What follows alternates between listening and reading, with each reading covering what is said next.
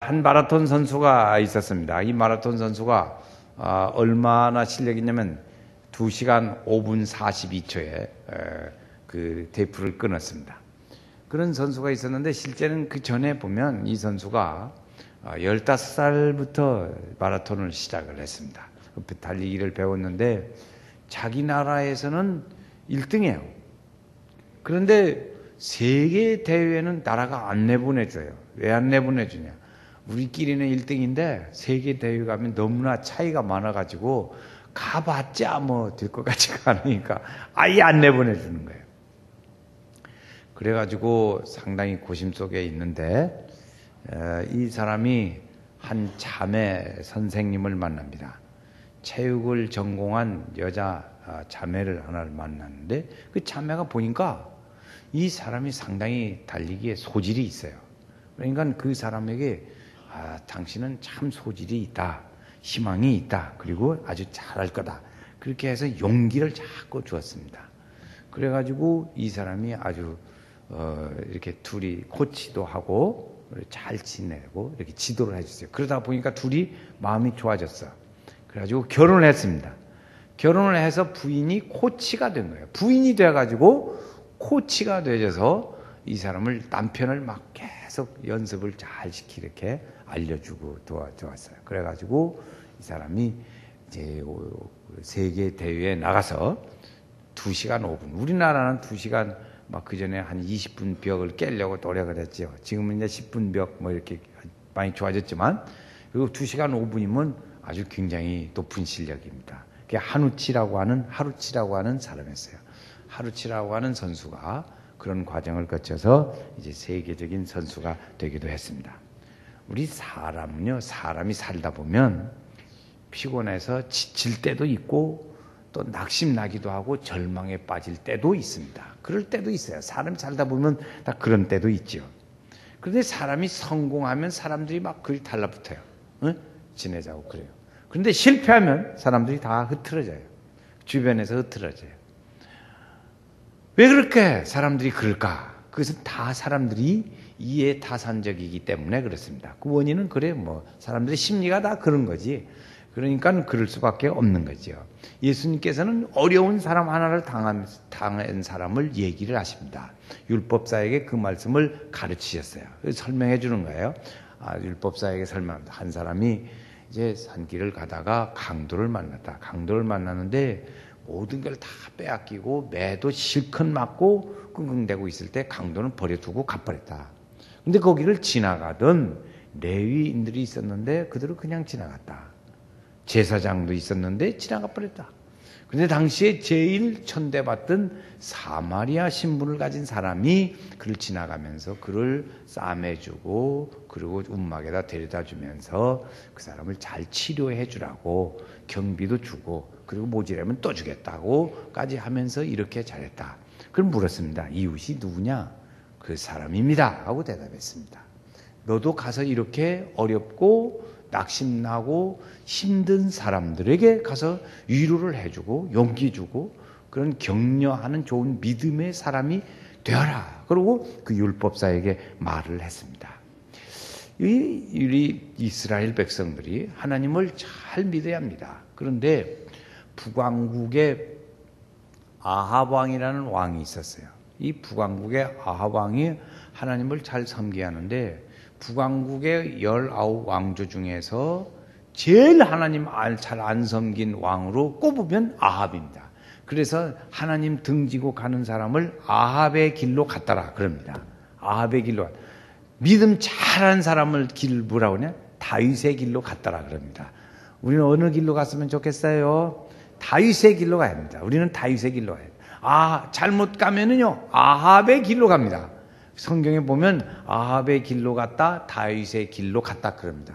여러분, 우리가 보면 우리 주변에서 하나님 잘 안 섬기고 그런 사람 만나요. 막 신앙적으로 살지를 않고 딴짓 자꾸 그런 사람. 그 사람은 어디로 가? 아합의 길로 자꾸 가고 있는 거예요. 그런데 열심히 믿음으로 살려고 애를 쓰고 어떻게 하면 좀 더 믿음으로 살까를 생각하며 기도하고 애타하는 사람이 있습니다. 그 사람은 다윗의 길로 가는 사람이에요. 이스라엘 백성들이 이 아합 왕에게 대표적으로 이렇게 하나님을 안 섬기고 참인 거예요. 그걸 보니까 바알신, 아세라신을 섬겼습니다. 이 사람이 왕이 섬기는 게 아니고 왕후가 그렇게 섬겨요. 이세벨이라는 왕후가 아주 바알신, 아세라신을 잘 섬겼어요. 그래서 그 하는 말이 이 모든 이 땅에서 씨가 심어지면 땅에서 속에서 음이 터지고 식물이 나서 이렇게 꽃이 피고 이래서 마지막에 열매를 맺는데 그 씨가 나서 열매를 맺게 한 자가 누구냐? 그게 바알신 아세라신이다. 이렇게 국민들을 가르친 거예요. 이세벨이 그렇게 해서 쭉 사람들을 가르쳤습니다. 그 이세벨이 이제 그렇게 가르치는 그러고는 신전을 만들어 갖고 바알신, 아세라신 이 신상을 만들어서 이렇게 마주보게 해놨단 말이에요. 마주보게. 그리고 그 마주보는 사이에서 거기서 제사를 지내고 거기서 무슨 짓을 하냐? 음란한 일을 했습니다. 음란한 일을 했습니다. 그러니까 이 사람들의 생각에는 농사를 잘 지으려면 비를 주는데 이 비를 어떻게 하면 오게 할 수 있나? 그랬더니 이 신들이 있는 신상 앞에서 음란한 일을 하면 이 신들이 발동이 돼가지고 자기들도 그렇게 한다 이거지. 그렇게 하면 그런 사이에 비가 온다. 이렇게 가르쳤습니다. 그래 하나님이 그것을 보시고 이들이 안 되겠다. 그래가지고 비를 주시지를 않습니다. 엘리야 선지자를 통해서 비 안 준다. 그리고 3년 6개월 동안 비가 안 왔습니다. 이게 비가 안 오니까 얼마나 힘들겠어요. 그래서 이제 그렇게 섬겨가면서 자기들 우상을 섬기는데 야 이거 3년 6개월 동안 비가 안 오니까 도저히 살 수가 없다. 이제 그렇게 하면서 이 원인이 어디가 있나? 그래서 쭉 찾아보니까 그때 엘리야라는 선지자가 비 안 준다고 하나님이 그랬다고 예언하고 갔어요. 엘리야 선지자가 그렇게 예언하고 가버렸단 말이에요. 그러니까 이 사람들이 생각할 때 엘리야 때문에 이렇게 비가 안 오는 거다 이렇게 생각해요. 그때 엘리야 선지자는 그 말을 해놓고 어디로 갔냐? 그리 시냇가의 동굴 속에 들어가서 거기서 나라를 위해서 민족을 위해서 기도를 하고 있는 거예요. 기도하고 있는 중이에요. 그래서 이 나라가 이렇게 하나님 안 섬기고 이러니 이거 하나님 이게 좀 어떻게 좀 돌봐주세요. 그리고 하나님한테 막 이 나라를 막 얘기를 쫙 하는 거지. 그런데 그때 이 백성들을 보니까 하나님도 안 되겠어요. 그래서 엘리야 선지자를 엘리야 불렀어요. 엘리야를 하나님 부르셔서 말씀하십니다. 너 이제 이러고 있을 일이 아니라 너 아합 왕 두려워하지 말고 담대히 아합 왕에게로 가라. 가서 너희 이 왕이 바알신 아세라신을 섬기기 때문에 이렇게 비가 안 오는 겁니다. 꼭 가서 그 얘기를 해라. 그래서 그 얘기를 해가지고 그들이 이럴 원인이 어디가 있는지를 알려줘라. 그렇게 말을 했습니다. 그래서 엘리야 선지자가 가서 그 얘기를 하는 거죠. 그 얘기를 이제 가서 하면서 그러면 어느 신이 참 신인지 내기를 해보자. 그래가지고 바알신, 아세라신 850명 자기 혼자. 그래서 850대 1로 참 신이 어느 신인지를 갈멜산 꼭대기에 올라가서 단을 쌓고 기도를 했습니다. 그런데 그때 하나님의 불이 내려와서 제물을 다 태웠어요. 이겼죠. 그때 중간에 있던 백성들이 어느 신이 옳은지 몰라. 그리고 중간에 서 있어요. 백성들이. 근데 보니까 하나님이 진짜라. 이게 바알신 아세라신 섬긴 이 850명은 이거 아무것도 아닌 거야. 그러니까 백성들이 싹 드러나가지고 엘리야와 함께 그들을 다 죽입니다. 850명을 죽여요. 그 죽인 얘기를 이제 그 아합 왕이 쫑알쫑알 이제 이세벨에게 가서 얘기를 하죠. 이세벨이 그걸 듣습니다. 머리 끝까지 화가 올라오는 거예요. 이 여자가 도끼를 품으면 참 복잡한데 이 독살스러운 이세벨이 그걸 도끼를 품다. 그래서 사람을 보내요. 엘리야한테. 내가 너 내일 이맘때 너 죽이겠다. 그러니까 엘리야 선지자가 이제 큰일 났어요. 아니 이렇게 해서 하나님이 명령해가지고 하나님이 살아계신다는 증거를 하고 지금 여기 사기 충천해가지고 지금 할렐루야 하나님이 이겼습니다. 지금 막 그런데 결과는 와서 그런 거 보니까 너 죽이겠다고는 나오는 거예요. 이게 참 그랬죠. 여기서부터 엘리야 선지자가 애로사항이 생깁니다. 여기서부터 애로사항이 생깁니다. 그 말을 그랬으면 좋은 일 했으니까 우리가 생각할 때 좋은 일 했으니까 좋은 일이 있어야 하잖아요. 그런데 좋은 일 했는데 안 좋은 일이 있는 거예요. 좋은 일이 있을 때 했으면 좋은 일이 있어야 하는데 좋은 일이 있는 게 아니고 나쁜 일이 있는 거죠. 이렇게 되니까 이 엘리야 선지자가 마음이 아주 답답해졌어요. 낙심이 났어요. 아니 세상에 이렇게 좋은 일이 해서 내가 이렇게 했는데 왜 하나님은 나에게 또 죽인다고 이런 또 시련을 주시고 이렇게 어렵게 하는가. 그 마음이 이해가 안 가요. 하나님의 말씀하신 것들이 이것이 이해가 잘 안 가는 거예요. 그래서 그렇게 이제 믿음이 떨어지고 이제 낙심나고 이렇게 침체죠. 우리 이런 믿음의 침체, 영적 침체라고 그래요. 그래서 이렇게 딱 영적 침체로 쫙 내려갑니다. 신앙 다 까먹고 이제 여기서 아까 조금 했던 막 그 대결하고 하던 그런 사기 중처는 것은 어디로 가버리고 이제는 뭐 그래서 이제 그때는 도망가는 게 일수라. 도망가는 게 수야. 죽이겠다고 하니까 도망가라. 에라므로 도망가. 그 이제 36개를 하는 거죠. 도망을 가서 쫙 도망을 갑니다. 어디까지 가냐? 갈멜산이라는 데서 대결을 했습니다. 그건 어디냐면 이스라엘 지도를 보면 저 북서쪽에 있습니다. 북서쪽에 있는. 그런데 거기서부터 도망을 가가지고 남왕국 유다의 땅 부엘세바까지 도망갔어요. 얼마나 멀리 도망갔는지 몰라요. 아주 그냥 신나게 도망갔어요. 아마 36개를 달리기를 잘했던 것 같습니다. 마라톤을 잘했는데 하여튼 도망갔어요. 엘리야의 마음은 지금 어떤 마음이냐? 괴로워요. 아주 괴로워. 갈등이 생겨요. 만사가 귀찮아요. 사람들 만나고 싶지도 않아요. 하나님을 이렇게 하는데 하나님 찾고 싶은 마음도 없어지고 이렇게. 여러분 우리가 하다가 우울해지고 영적 침체가 오면 무슨 일이 나냐? 대개 우울증이 옵니다.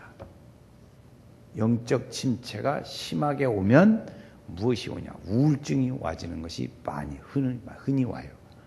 우울증이 오면 만사가 귀찮고 혼자 있는 걸 좋아해요. 우울증의 어려운 위험한 것은 왜 그러냐면 어느 날 갑자기 죽어버려요. 그 우울증 환자가 가족 중에 있다 그러면 잘 지켜봐야 합니다. 혼자 놔두면 안 돼요.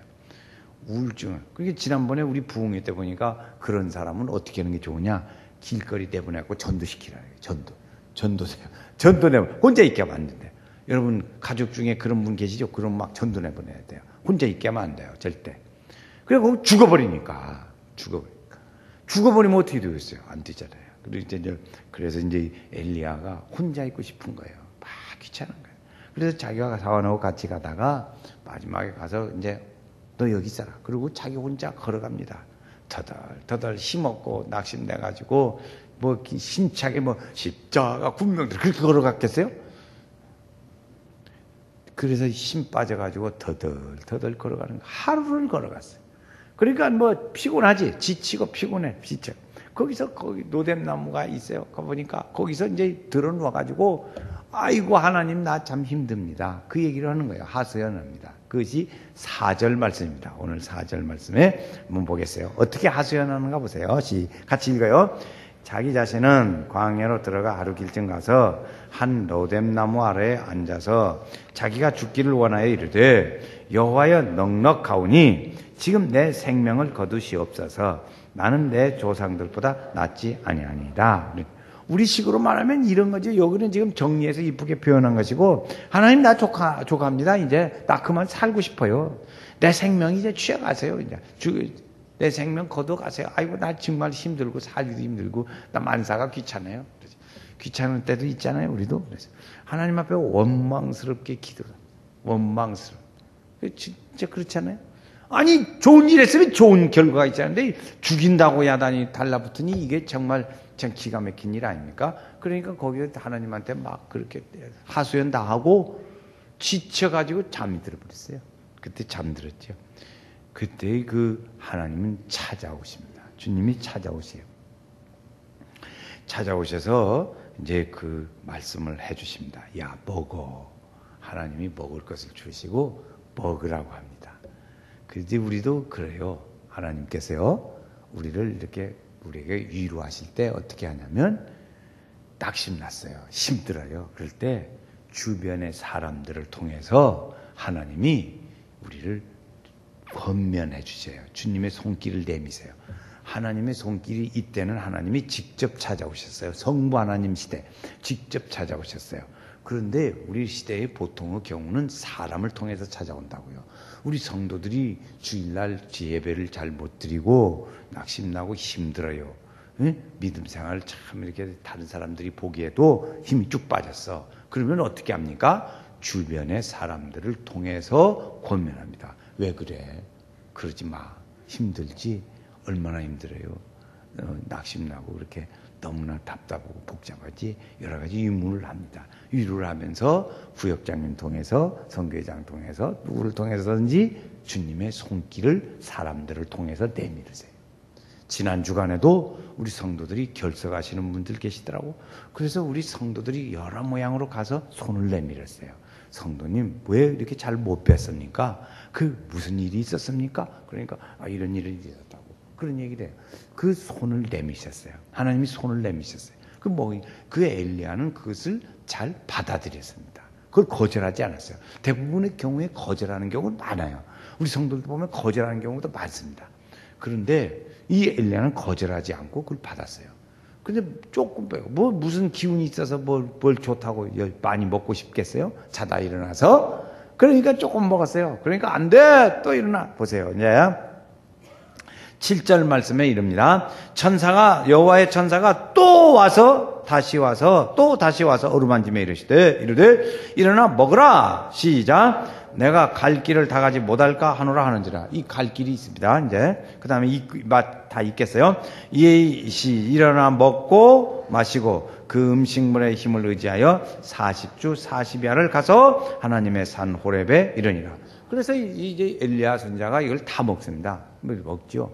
여러분 엄마 되시는 분들은 자기 자녀들이 음식을 주면 다 먹는 것이 소원이에요. 왜 이거 남겼어? 먹어! 그렇잖아요. 그 얘기 안 하는 엄마는 남의 엄마 같은 사람이에요. 남의 엄마는 별 관계 없어요. 그런데 진짜 엄마는 왜 생겼냐? 너는 안 먹으려면 말아 이놈아. 너는 그냥 그래 기분이 나빠가지고 그런 때고 진짜 마음은 뭐예요? 막 먹으라고 한다고. 저도 먹으라고 설켜요. 먹었냐? 우리 집은 잘 못 들어오는 경우가 많아가지고 밥 먹었냐? 인스턴트 식품 사 먹었냐? 된장국 먹으려면 가급적이면 이렇게 한식 밥 먹어라. 왜 그것도 사 먹었냐? 왜 인스턴트 식품 사 먹고 그렇게 해서 적당히 굶고 그러냐? 그러고 저도 물어요. 굶지 마. 굶으면 안 돼. 제가 해보니까요. 굶은 다음에 그렇게 하다 보면 아프더라고. 저도 이렇게 무슨 일을 교회에서도 하다 보면 거기 집중하다 보면 때가 지나간 것 그냥 잊어버려요.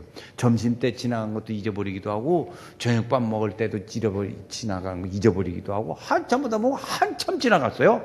그러다 보면 이 때가 지나가 버린 거예요. 그러면 그냥 여기서 진짜 물이나 맞고 단물 먹고 그냥 말지. 그래가지고 지껏 가면 이제 노잼나무 카페 가서 이제 이렇게 좀 한번 먹고 그래요. 그러면 집에 가면 물어봐요. 꼭 물어보는 사람이 하나 있어. 그 사람이 꼭 물어봐. 뭐 먹었냐고. 어디서 뭐 먹어. 물어봐. 그러면 이제 이실직고를 해요. 안 먹었다고. 그러면 이제 이렇게 이제 또 사랑의 배를 듣습니다. 왜 안 먹었냐고. 봤자냐고 이제 막 들어요. 그러지요. 흔히 그래요. 밤에도 저녁밥도 안 먹고 한참 하다 보면 9시 돼. 밤 9시 이렇게 될 때가 흔해요. 그저께도 8시에 들어가가지고 거기서 이렇게 사랑의 매를 들었어. 짝짝짝짝 뭐라고 하더라고. 그래 해요. 그런데 참 그런 때가 있거든. 그러니까 그 엘리야도 그래요. 그러니까 하나님이 볼 때 그거 가지고 안 돼. 더 먹어야 돼. 이 7절에 보세요. 그거 먹고 네가 갈 수 있겠냐? 네가 갈 길 다 못 가. 그거 먹으니 힘 못 써. 안 돼. 더 먹어야 돼. 그러죠. 이제 그렇게 이제 얘기를 하셔서 근데 엘리야가 참 감사한 건 순종하고 다 먹었습니다. 다 먹었어요. 그거 다 먹어야 돼요. 자녀들 다 먹어야지. 그 엄마 마음이 있잖아요. 그게. 그래서 하나님이 그런 마음으로 자녀를 다 먹게 했어요. 엘리야 자녀를 다 먹었다고. 그리고 하나님이 그 다음에 보면 오늘 읽은 그 다음 말씀에 쭉 보면 하나님께서 사명을 주십니다. 일을 걸으시. 그래서 그의 말씀을, 그래서 그 말씀을 순종하고 그 말씀을 받아들일 때, 순종하고 받아들일 때 하나님께서 그 다음에 사명을 주신다고요. 일을 주세요, 사명. 그 일을, 사명은 세 가지 사명을 주십니다. 첫 번째, 아사엘이라는 사람에게 가서 기름 부어가지고 아람 나라의 왕이 되게 하라. 두 번째, 거기는 예후라는 사람에게 기름 부어가지고 북왕국 이스라엘의 왕이 되게 하라. 세 번째, 엘리사라는 사람을 불러가지고 너의 후계자를 세워라. 이렇게 세 가지 사명을 주세요. 다시 아사엘이라는 사람을 불러서 아람 나라의 왕이다. 자, 이제 좀 이따 물어볼 거예요. 내가 잘 기억해 두세요. 아사엘을 아람 나라의 왕으로, 예후를 이스라엘의 왕으로, 엘리사를 네 후계자로 해서. 자, 이제 문제가 이렇게 이제 입시 문제는 좀 꽈가지고 오거든. 그러면 아람 나라의 왕은 누구요? 이렇게 물어본다고. 이제 그러면 그냥 쉽게 시험 문제 내면 어떻게 하냐? 이렇게 내요. 아사엘이 어느 나라 왕이죠? 그렇죠. 쉽게 이러죠. 60점. 그러면 딱 맞았어. 기본 점수 60점 맞았어. 그 다음에 이제 이스라엘의 왕은 누구지? 이렇게 하면 조금 난이도가 높아. 그러니까 뭐라고 하냐? 예후가 어느 나라 왕이죠? 이스라엘 왕. 이거 맞았어요. 잘했어요. 학생들 잘했어요. 아주. 후계자는 누구지요? 이게 엘리사. 이렇게 이제. 그렇게 해서 사명을 주었습니다. 그래서 엘리야 선지자가 그런 일을 하지요. 우리 사람도 여기서 보면 이제 여기서 교훈을 얻는 것은 뭐냐면 우리 사람들도 약하니까 이 신앙에 좋은 투철한 믿음의 신앙을 가졌던 사람도 흔들릴 수 있어요. 사람인지라 흔들릴 수 있다고. 이렇게 뭐 환경에 따라서 이렇게 흔들릴 수도 있어요. 사람은 두 가지 가능성이 있다고 그럽니다. 성공할 가능성도 있고 실패할 가능성도 있어요. 무슨 사건을 놓고 열심히 적극적으로 강하고 담대하게 대처할 수도 있고, 어떤 사람은 거기에 빠져서 마음이 약해져가지고 그냥 빠져 들어가 버리는 사람도 있고, 그렇게 두 종류의 흐름이 있다는 겁니다. 그리고 우리는 기뻐하면서 생활하던 사람이 갑자기 이렇게 신앙적으로 보면 이렇게 처지는 경우가 있어요. 낙심나고 무슨 하여튼 우리 어떤 일들이 있었던 간에 어떤 계기가 되어지면 그런 불만스러운 일들이 생길 수도 있고 불평스러운 일이 생길 수도 있다고요. 사람이 그럴 수도 있어요. 그게 원망적인 일들에 빠지면서 이제 힘들어하는 경우가 있어요. 왜 그러냐? 사람은 양면성이 있기 때문에 그렇습니다. 이렇게 적극적으로 할 때도 있고 힘이 쭉 빠질 때도 있고 그러거든요. 엘리야도 그렇잖아요. 금방 지금 엊그저께까지 이틀 전까지 할렐루야 하다가 너 죽인다 그러니까 휙 들어가 버려요. 이렇게 되는 거예요. 그런 일들이 있어요. 사람은 살다 보면 그럴 수도 있다 이거죠.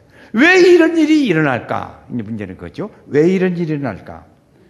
모든 일이 내 생각대로 되는 게 아니라는 겁니다. 왜 일어나냐? 내 생각대로 되는 게 아니에요.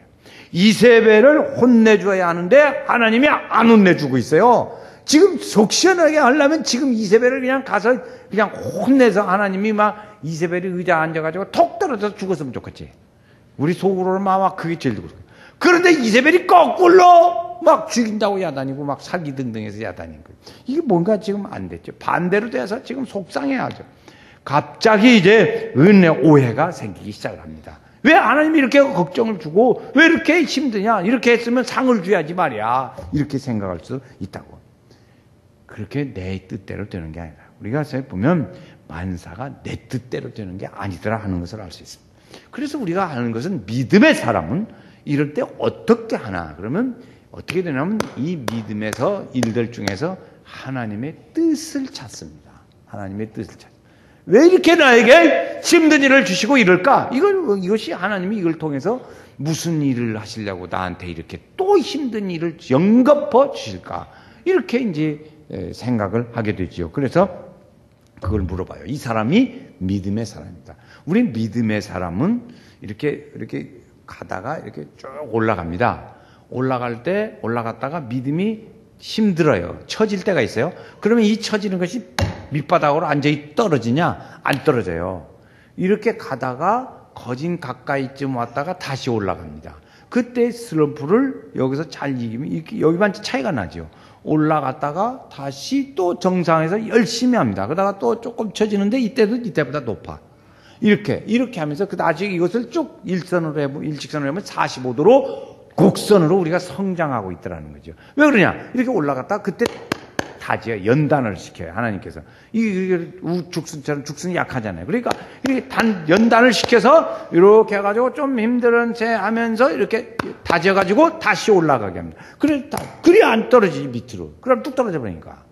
하나님이 그런 이유가 있다는 거죠. 그 사람을 붙들어 주십니다. 그래서 하나님은 책망하지 않으시고 천사를 보내셔서 엘리야를 위로하시듯이 우리 믿음의 사람을 그렇게 하는 거죠.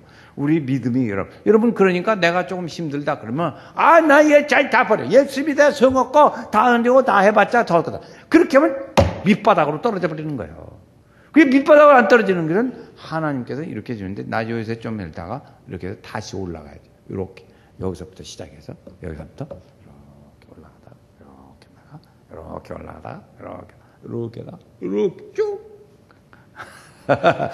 이렇게 가야 맞지. 이렇게 갔다가 푹 갔다가 뚝 떨어졌다 올라갔다 내려왔다. 이건 올라갔다 내려왔다 웃어 죽겠네. 이렇게 돼요. 그러면 안 되잖아요. 그래서 베드로가요, 이 고기를 잡는 전문가예요. 근데 베드로가 밤새도록 고기를 잡았어요. 밤새도록 고기 한 마리도 못 잡았다. 성경에 보면 한 마리도 못 잡았다 그랬어요. 그래가지고 날이 새버렸어요. 날이 새니까 할 일이 뭐예요? 이제 그물이나 씻어야지. 그물 씻을 것도 없지만 그물이라도 씻어야지. 뺑 걸리는 건 잡초나 걸리고 그랬을 거 아니에요. 그래 걸려. 낙심 난 거예요. 우리로 말하면 아주 기운이 쭉 빠지고 한 마리도 못 잡았으니까 밤새도록 헛걸음한 거 아니에요. 헛짓한 거. 그러니까 낙심이 쭉 빠졌어요. 그때 주님이 찾아오십니다. 사람은 떠나지만 주님은 그때 찾아오세요. 그래서 밤이 맞도록 했는데 예수님이 말씀하십니다. 야, 저쪽에다 던져봐. 하나님이 가르치시죠. 그러니까 베드로가 하는 말이에요. 내가 고기를 잡을 힘도 있고 그물도 있고 전문적인 지식도 있고 다 있어요. 그런데 안 됐어요. 안 됐어요. 그때 우리 그 베드로 하는 말이 내가 밤새도록 헛짓했지만 그러나 주님의 말씀에 의지하여 그물을 던지리다. 이렇게 말합니다. 말씀에 의지하여. 그게 이렇게 완전히 베드로가 밑으로 빠지지 않았다는 겁니다. 그것이. 이렇게 올라갔다가 주님 말씀 듣고 다시 올라가겠지. 이렇게. 그래서 그 결과는 뭐였어요? 혼자서 그물을 고기가 잡아서 혼자서 그물을 올릴 수가 없어서 옆에 이웃들을 불러서 도움을 받았어요. 그렇게 많이 잡았어요. 그러니까 그 성공이죠. 이렇게 어려울 때 있는 거죠. 사람들은 실패하면 떠나지만 그렇죠. 베드로를 그렇게 해가지고 주님께서 만나셔서 베드로의 결과가 어떻게 되냐면 오순절 다락방에 그 예수님의 이 사건 뒤에 얼마 안 걸려요. 한 1년, 2년 때문에 오순절 다락방에 성령이 역사하니까 베드로가 말이죠. 한 번에 설교면 3,000명이 회개하는 역사가 일어났어요. 죽은 사람을 살리고 복음을 전하는 최고의 1인자로 베드로가 우뚝 섭니다. 하나님이 그렇게 낙심할 때 힘주시더라고요. 우리는 어떻게 하면 이런 믿음의 침체기에 오고 연약할 때가 있을 때 이길 것이냐. 이건 문제입니다. 어떻게 이기냐. 지난주에는 제가 그것을 두 가지로 말씀을 드렸어요. 하나는 예배를 회복하자. 두 번째는 기도를 회복하자였습니다. 두 가지 말씀드렸어요. 오늘은 하나님 의지하자는 거죠. 하나님 의지하고 나아가자는 거죠. 인간의 힘은 불가능해요. 그러니까 하나님의 힘이 필요해요. 엘리야가 침체에 있을 때 주님의 주시는 말씀을 거절하지 않았어요. 거절하지 않아요. 이게 중요해요. 하나님의 말씀을 거절하지 말고 받아들여야 합니다. 받아들여야 돼요. 권면하는 사람들의 이웃 주변의 성도들의 말을 하나님이 주시는 말씀의 권면으로 하나님이 손 뻗치고 내가 너에게 손을 내민다는 말씀으로 듣고 그를 받아들여야 돼요. 이게 믿음의 사람이에요. 믿음이 있고 없고는 거기 차이가 나요. 엘리야는 믿음이 있으니까 하나님 말씀을 들었어요. 우리도 마찬가지예요. 믿음이 밑바닥 친 사람은 안 거절해요. 그 믿어도 소용없더만 다 해봐도 다 안 돼. 아버지 차차 나갈게. 이렇게 많다고요. 그러나 그렇지. 고마워요. 나에게 새 힘 주었어. 이렇게 하는데 나 좀 도와줘요. 내가 힘들어요. 기도해 주세요. 이렇게 나간다고. 이게 믿음의 사람이에요. 믿음의 사람. 이렇게 달라요. 그래서 베드로도 또 엘리야도 마찬가지. 그의 말씀을 들었을 때 받아 수용했을 때 소망이 있는 거예요. 거기 소망이 있어요. 우리에게 주어진 이 소망을 기회를 놓치지 않은 거죠. 우리에게도 하나님께서 우리는 이런 일을 당합니다. 우리도 다 있어요. 뭐 사람이 그런 기회는 있다고요. 있는데 이 기회를 하나님이 회복할 수 있는 기회를 주신다고요. 주시는데 이번에 우리에게 또 주셔요. 뭘 주시냐? 이번에 보면 주님께서 사순절이라는 기간을 주셔요. 사순절. 사순절이라는 건 예수님의 십자가의 죽으심을 기념한 절기예요. 이것이 수요일 날, 돌아오는 수요일 날부터 시작합니다. 이제 그건 그 다음에 설명하기로. 하여튼 6일 날부터 사순절이 주일날 빼고 40일. 그러니까 4월 한 20일께쯤 됩니다. 끝날 때가. 그때쯤 되는데 그렇게 해가지고 우리에게 그 기회를 주세요. 기회를. 다시 힘들고 낙심나고 좀 여러 가지로 불편한 사항이 회복할 수 있는 기회를 우리에게 주신다고. 그래서 만나도 주시고 먹을 것도 주신 것처럼 우리에게 그런 두 번째의 또 하나의 기회를 우리에게 주시는 거예요. 이 믿음으로 살기를 작정하게 만들어 주십니다. 앞으로 40일 동안 기도할 텐데 내가 이제 믿음으로 살아야지 하는 이 결심하는 기회를 우리에게 허락해 주시는 거예요. 또 한 번의 기회를 줘요. 이걸 주님의 손길을 거절하지 마시기 바랍니다. 엘리야는 거절하지 않아서 새 힘을 얻어가지고 40주야 밤낮으로 40일을 다시 걸어갔어요. 승리했던 그 자리로 다시 돌아갔어요. 그렇죠. 오늘 우리도 주님의 주시는 이 손길을 놓치지 말아야 돼요. 그리고 거절하지 마시길 바라요. 거절하지 마세요. 주님의 일을 거절하면 안 돼요. 그러면 희망이 없어요.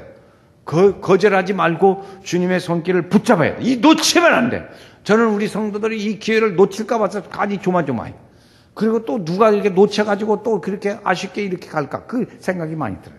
이번에 그래서 수요일 날부터 하는 그 사순절 기간은 어느 교회 다 합니다. 다 똑같이 교회마다 하는 건데 우리에게도 주신 그 의미를 우리가 집착에 찾으면 좋아요. 나에게 그 의미를 찾아야 돼요. 어떻게 하냐? 이번에는 하나님의 권능이 함께 하시는 사순절 새벽기도회라 이렇게 이름을 정했어요. 이번에 주제는 그래요. 하나님의 권능이 함께하는 사순절 새벽기도. 말이 길어요. 한번 해볼까요? 자, 제가 먼저 한번 하고 다시 해보겠어요. 하나님의 권능이 함께하는 사순절 새벽기도. 시작. 하나님의 권능이 함께하는 사순절 새벽기도. 다시 한번 해요. 하나님의 권능이 함께하는 사순절 새벽기도.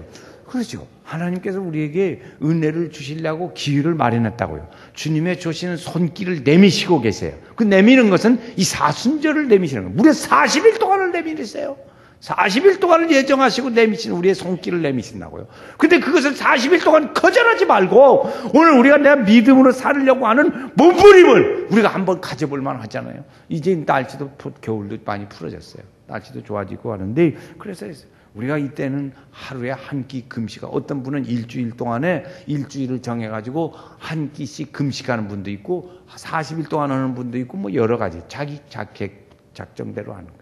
그래서 그 기회를 축복의 삶의 시작으로 이렇게 해봐야 돼요. 새벽을 깨우는 축복의 기도의 시작으로 예물도 드려가면서 우리의 삶을 새롭게 하는 이 의욕을 가지고 나가야 합니다.